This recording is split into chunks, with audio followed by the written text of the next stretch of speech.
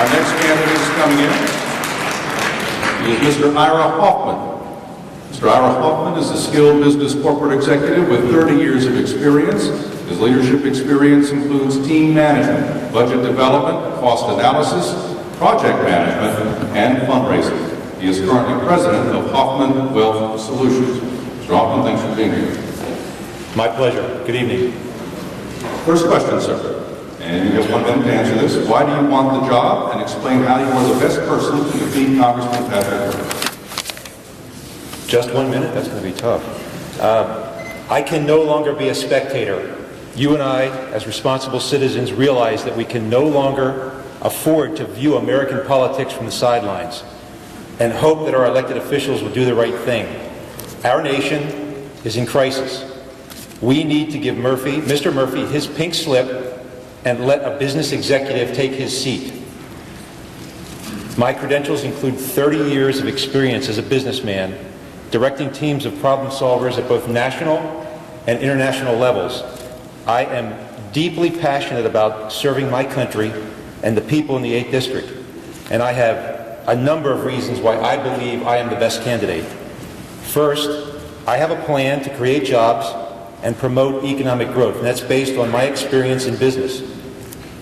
Second, I am able to create capital and operating budgets and operate within those limits, unlike Mr. Murphy and the current leadership in Washington.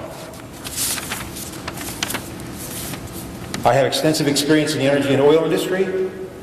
I have extensive knowledge in finance, banking, and economics, and I live my life with integrity, responsibility, and accountability. Thank you. Thank you, sir. Next question. What should the federal government's role be in managing, controlling, or delivering health care? Health care, at this point, the federal government has a massive foot in health care. I mean, it's about 50% of the health care spend between Medicare and Medicaid. Those are two big entitlements, Social Security being a third. We simply cannot in this country afford a third or another entitlement. The health care, if I'm elected, what I will do is I will seek to repeal the health care bill if it is enacted. We will start over with something new, something that can pragmatically address costs in health care. It's got to be rooted in free enterprise. It's got to be rooted in free choice. We cannot afford a public option. We cannot afford a public exchange.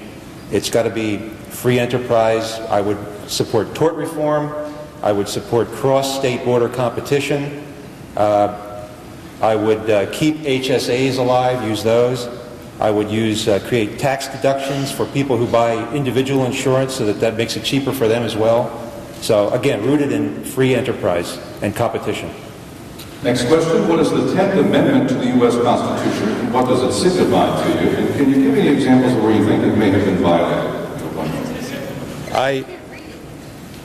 You can't read it. I haven't. It's my favorite. This is unbelievable. It's my favorite amendment in the Constitution. The powers not delegated to the United States in the Constitution, nor denied or nor prohibited by it to the states, are reserved to the states, respectively, or to the people. It's a very powerful amendment. It's one that we need to bring back to life in this country because our federal government has just usurped controls from the states and the people. We must, again, reinvigorate the 10th Amendment and get people to understand what it means and get Congress to debate before they legislate that they truly have constitutional authority to legislate in certain areas. Can you think of any examples where that usurpation has taken place? Well, I think, frankly, you look at much of the New Deal legislation that went on, but health care is an example. Let me follow up on that health care part of it. Would you support state attempts to nullify the health care reform bill under a challenge, using the 10th Amendment as a challenge? Oh, absolutely. When I watch this on TV and I see the attorney generals from these 13 states going after health care, and they want to take it, presumably, to the Supreme Court to make it unconstitutional. I mean, I just turn up the volume on TV. I love it. All right, next question. What specifically would you do to restore the financial health of the United States? You have 1 minute. Again, it's got to be rooted in the free market. I mean, we can't give the government can't create another stimulus bill, spend $800 billion, give it out to their political allies, use it as pork, try to spend it on infrastructure or construction that I just saw an article today on somewhere on Yahoo that it's not creating any jobs. We've got to create a stable foundation for business to invest and for consumers to spend. Investment is, in my opinion, what drives the economy, what's going to create jobs, what's going to make this country increase our productivity and make us efficient and effective in the world. It starts with having low, stable taxes. We've got to get the health care or what they bill off the table and create something that's pragmatic and is not going to put mandates and costs on businesses. We've got to stop cap and trade because that's going to drive business, industry, investment, and jobs out of this country.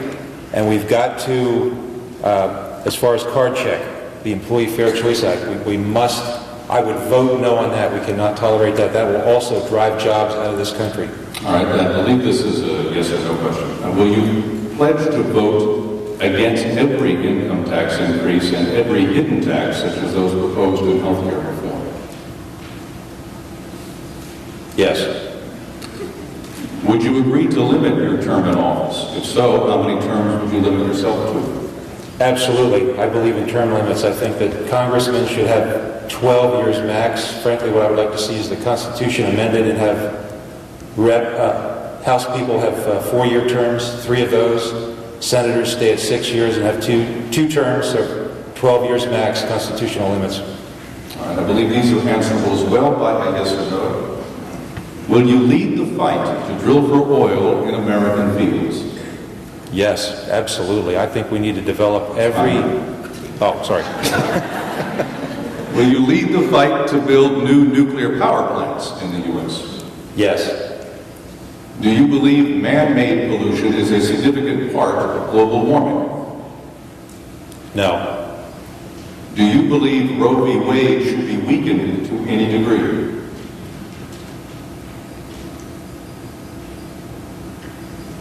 No. President Obama has directed federal authorities not to go after people who use marijuana for medicinal purposes in states that have authorized the use of medicinal marijuana. Do you agree with his order? Could you give me that one more time, sorry? Thanks.